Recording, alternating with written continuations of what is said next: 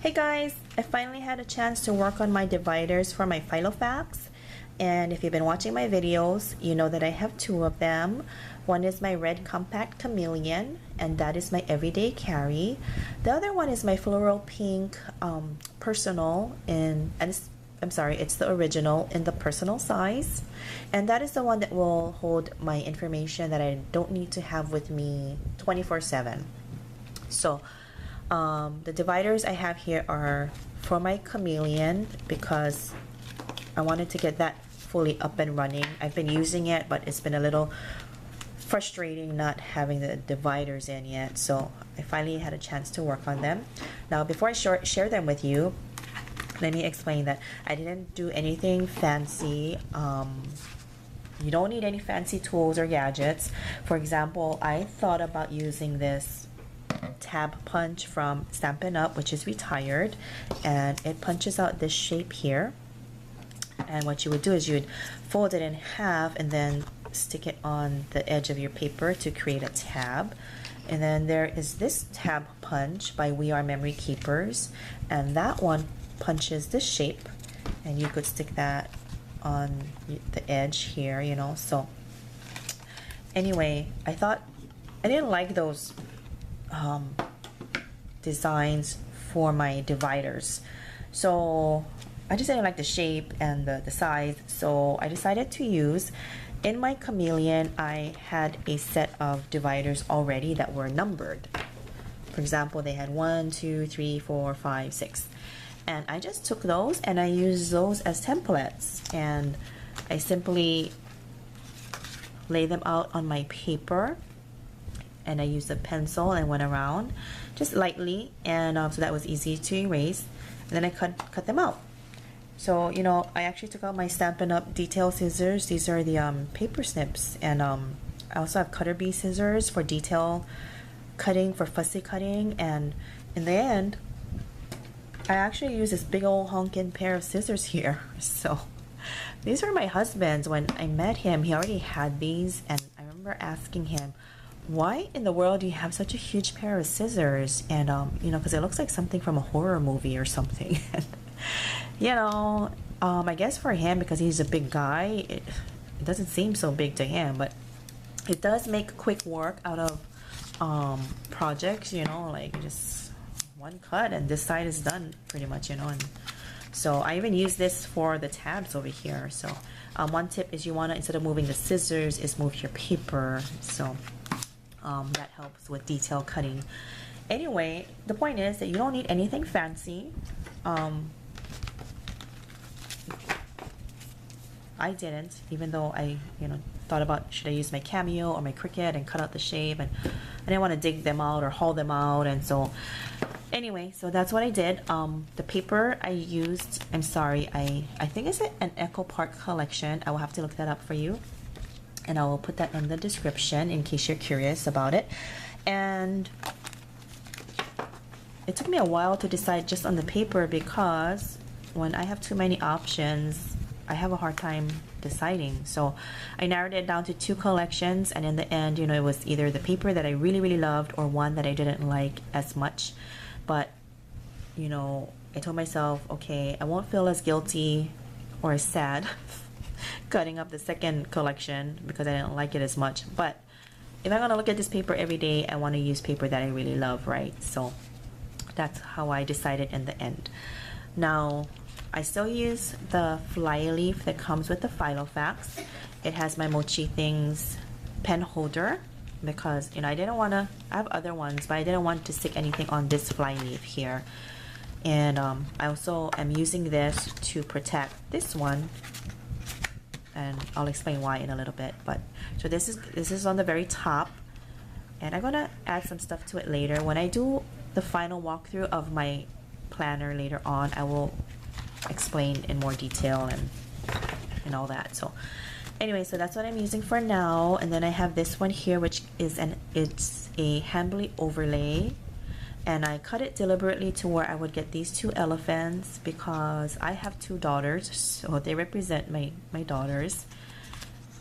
And this, you know, I didn't want getting scratched up in my planner because it would be on the top, and I want to reuse this as long as I can because of the 2 elephants. So that's another reason why I have this one on top.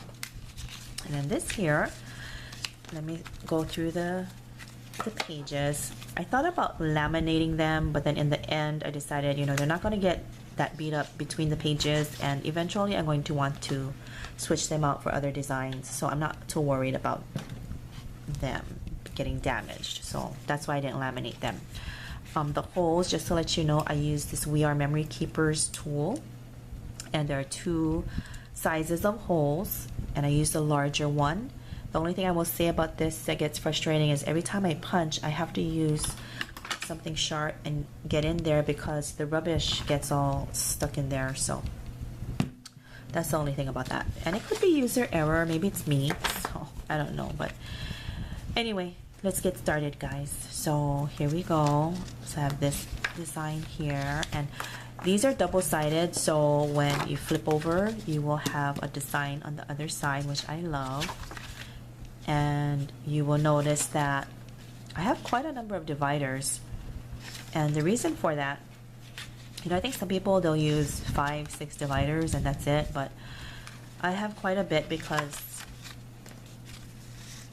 it's just, you know, all the different categories that I wanted to keep track of.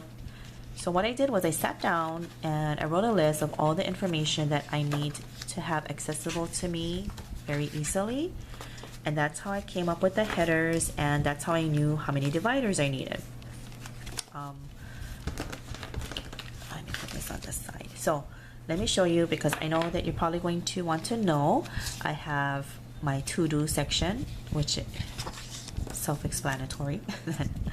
I have the month and year, and now I thought about consolidating those calendars in my to-do section, but I don't look at the month and year calendars regularly, so I wanted to keep them separate. Then we have this one here. I chose a camera paper deliberately because this is my Project Life section. I do Project Life scrapbooking, and I like to have my journaling notes separate. So that way I don't have to dig through my daily agenda and, you know, extract information that I want to keep for Project Life journaling later. If I have it all separate, you know, it's just Project Life stuff, you know, pull it out and, you know, keep it all together on the side. And like I said, I don't have to kind of like wade through all of the miscellaneous stuff and see what I want for journaling and what I don't want. So, and when I do my final walkthrough, you'll see, I'll show you how I actually use it. Then health would be diet and fitness, and that was too long. I couldn't fit diet and fitness on here, so I just called it health. And then shopping, expenses, home, classes, and classes would be all those miscellaneous workshops and classes that I sign up for online that are, you know, they're mainly scrapbooking classes and some yoga online workshops. And what happens is, you know, I sign up for them and then I take a couple of classes and then I forget because I get distracted with other things. And then I don't go back to them for a really long time, and, you know, so I don't forget about them. I like to keep track of the start dates, how long they are, and how long I have access to those classes.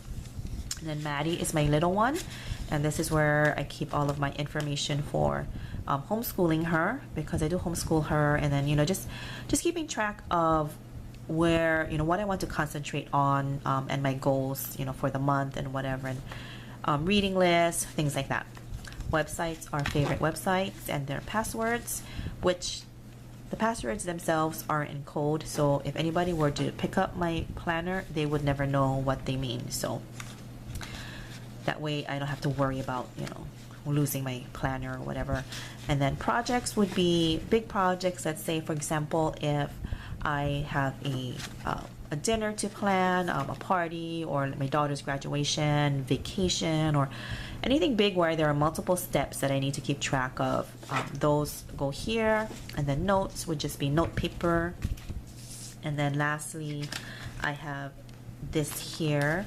I have two of these in my planner. These are business card holders, and I do have a lot of space in my wallet, but I will be moving some stuff in here. So for example, I do keep my Starbucks gold card in here, and then, you know, you could actually use these to hold pictures as well. I thought that would be a good idea. So Anyway, and this is by Day Timer, in case you're wondering. I think it was a package of 5 or 6 of these.